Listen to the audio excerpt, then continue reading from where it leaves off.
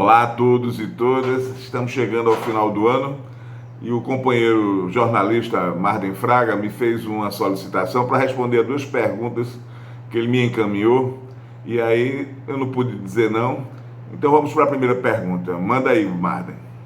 Como serão os primeiros, no caso, 100 dias do governo Lula, do novo governo Lula?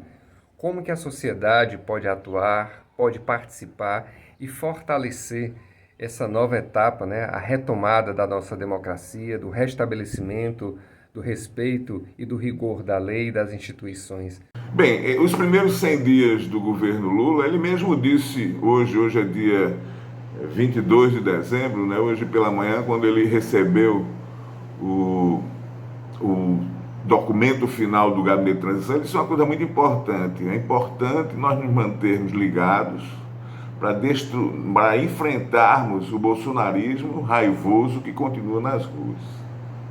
Isso é uma questão muito importante. Quer dizer, ele pediu para que a sociedade cobrasse.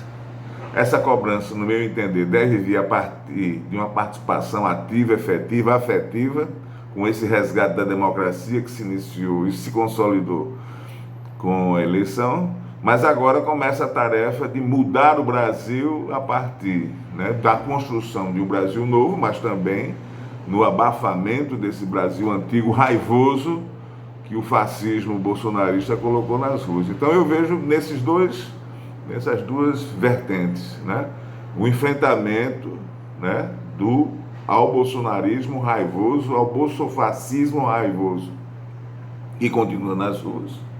E esse enfrentamento se dá de uma forma construtiva, a partir de propostas, a partir de efetivações das políticas que o governo Lula vai ter que colocar em prática. Então, esses primeiros 100 dias são muito importantes nesse sentido. Nós pegamos um Estado brasileiro, uma situação totalmente caótica, totalmente arrasada. Eu recomendo que todos leiam o relatório final do Gabinete de Transição, mas conseguimos já, pela capacidade de fazer política que o presidente Lula tem, de aprovar uma PEC social que garanta o andamento desses primeiros meses de governo do governo Lula. Então, eu entendo assim, que esses 100 dias vai precisar de uma participação efetiva e afetiva nossa, para enfrentar de uma forma consistente essa raiva, esse ódio fascista que ainda permanece nas ruas. Nós não podemos nos omitir.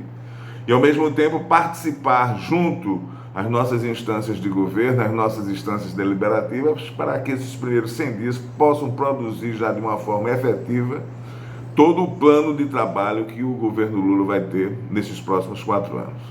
Em outubro de 2021, mais precisamente no dia 13 de outubro de 2021, foi iniciado a defesa da tese da candidatura própria no estado do Ceará, encampada pelo movimento PT-Laicá.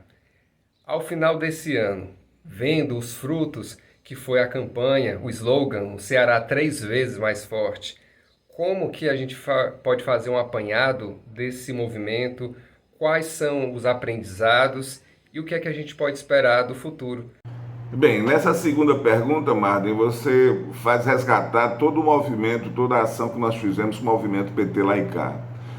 Teria muito o que dizer, mas eu acho que algumas questões são importantes. Primeiro, não nos omitirmos do chamamento que a história nos faz, que a política, a responsabilidade nos faz.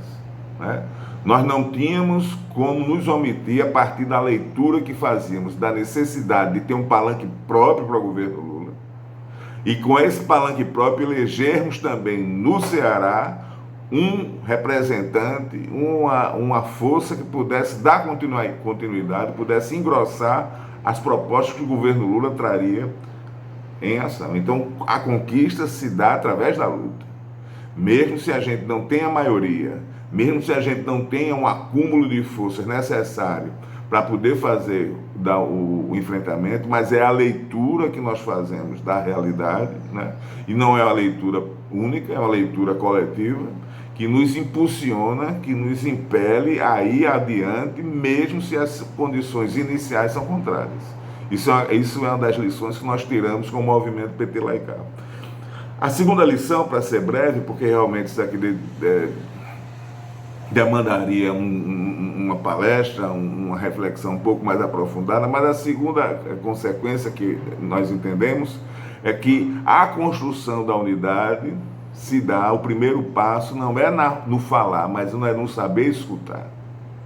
Então, quando nós começamos toda uma articulação aqui com as forças que estavam envolvidas com esse processo do movimento PT-Laicar, da defesa de uma candidatura própria ao governo do Estado do PT aqui no Ceará, nós começamos todo um trabalho de ausculta, de sentir o outro, de perceber o outro, de perceber as razões para assim irmos construindo um objeto que nos unisse e que foi expresso no manifesto, né, da unidade pela candidatura própria e que resultou, como você também lembrou, na primeira assembleia realizada em 13 de outubro, que teve como consequência, aqui no Ceará, o presidente foi 13, o senador foi 13, o governador foi 13, o deputado estadual foi 13 e o deputado federal foi 13 na eleição de outubro passado. Então, a vitória,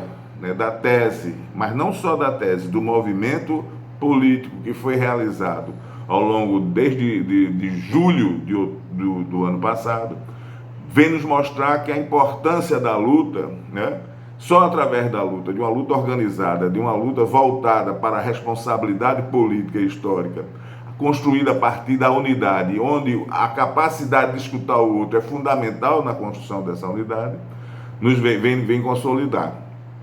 Que os próximos passos devem seguir nessa mesma linha, conforme o próprio presidente Lula solicitou. Quer dizer, é importante que nós estejamos engajados na construção de uma democracia muito mais sólida, muito mais pujante, muito mais efetiva, né, que venha nos garantir um mínimo de dignidade enquanto povo, enquanto nação, seja a nível interno, seja no campo internacional. Ok?